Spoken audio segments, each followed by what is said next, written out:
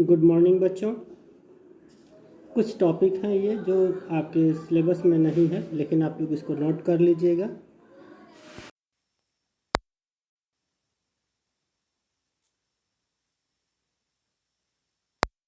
तो ये टॉपिक हम आप लोगों को बताने जा रहे हैं। क्रांतिक कोण।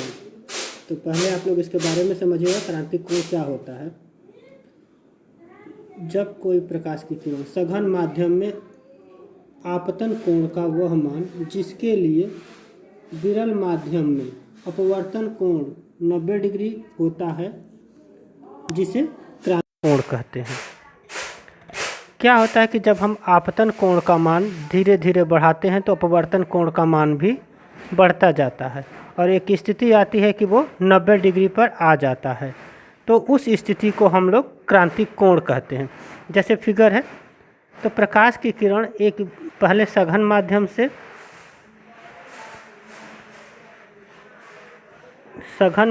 से ये विरल माध्यम में जाती है।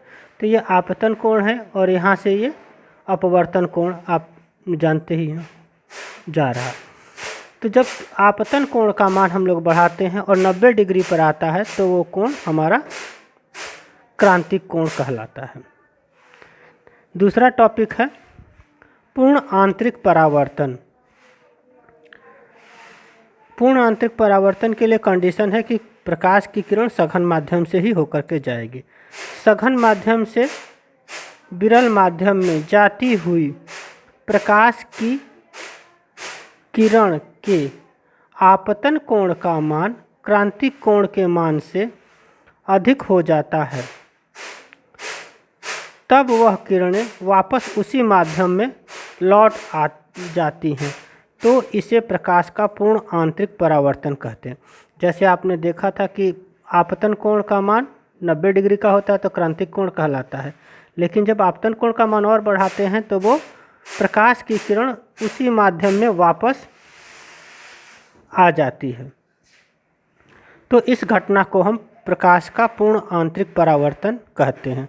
पूर्ण आंतरिक परावर्तन होने के लिए कुछ शर्तें हैं। जैसे पहली शर्त हो गई, पूर्ण आंतरिक परावर्तन होने के लिए प्रकाश की किरण का सघन माध्यम से विरल माध्यम में जाना चाहिए। प्रकाश की जो किरण है वो सघन माध्यम से विरल माध्यम में प्रवेश करेगी। दूसरा है, पूर्ण आंतरिक परावर्तन के लिए सघन माध्यम से विरल माध्यम में जाती हुई प्रकाश की किरण के आपतन कोण का मान क्रांतिक कोण से अधिक होना चाहिए। आपतन कोण का मान क्रांतिक कोण से अधिक होगा तो वो किरण उसी माध्यम में वापस लौट आ जाती है। तो इस घटना को हम पूर्ण आंतरिक परावर्तन कहते हैं। तो ये दो टॉपिक थे जो बहुत ही इम्पोर्टेंट हैं। अब अगला जो टॉपिक हम बताने जा रहे हैं वो आपका न्यूमेरिकल पोर्शन से है। तो आप लोग नगीन प्रकाशन की जो बुक आपके पास है उसके आंकिक का पहला सवाल हम कर रहे हैं, जो इसमें दिया हुआ है। सवाल इस तरह से है, एक अवतल दर्पण के सामने उससे 20 सेंटीमीटर की दूरी पर कोई वस्तु रखने पर उसका वास्तविक प्रतिबिंब दर्पण से 30 सेंटीमीटर की दूरी पर बनता है। दर्पण की फोकस दूरी ज्ञात कीजिए। जैसे अब वस्तु जो है दर्पण से 20 सेंटीमीटर की दूरी पर हो गई, यानी कि जो वस्तु की दूरी है वो u हो गई।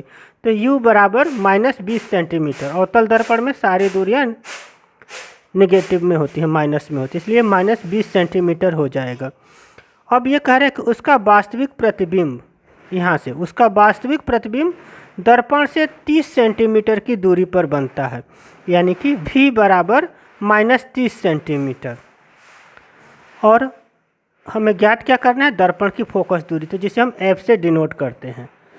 तो दर्पण का सूत्र आप लोगों को याद करना पड़ेगा, बहुत ही आसान है। 1/f = 1/v + 1/u। तो यहाँ पर आप क्या करेंगे, v और u के मान रख देंगे। तो v का मान -30 प्लस 1/-20, प्लस माइनस का गुणा कर देंगे तो माइनस माइनस हो जाएगा। तो यहाँ पर आपके पास बचेगा 1/-30 माइनस 1/20।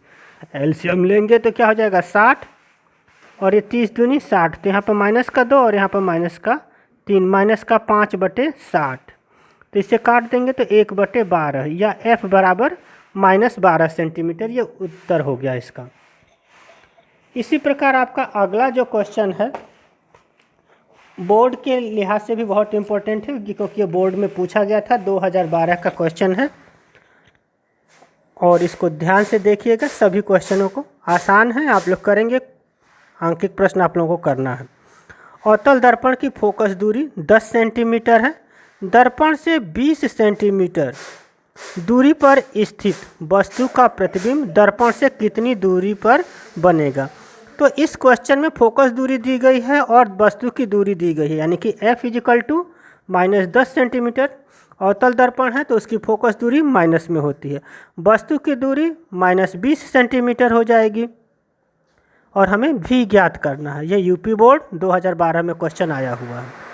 दर्पण का सूत्र वही लगेगा, 1/f = 1/v + 1/u, या यहाँ पर आप f का मान रख देंगे -10 = 1/v + 1/-20 हो जाएगा, या 1/-10 = 1/v माइनस हो जाता है तो -1/20 हो जाएगा।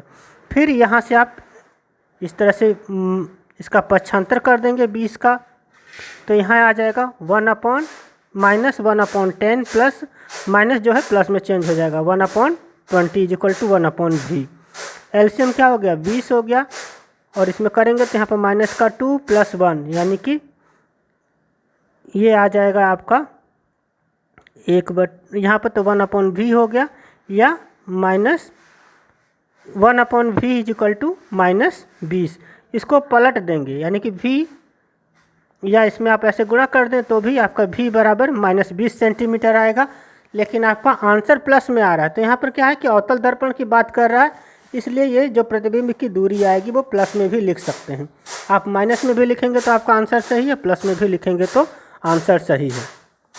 तो आपको बाकी नगीन प्रकाशन की बुक से आंकिक के सवाल सारे करने हैं और आगे ये चैप्टर आपका समाप्त होता है। और लिंक को देखें और अधिक से अधिक सब्सक्राइब करें। धन्यवाद।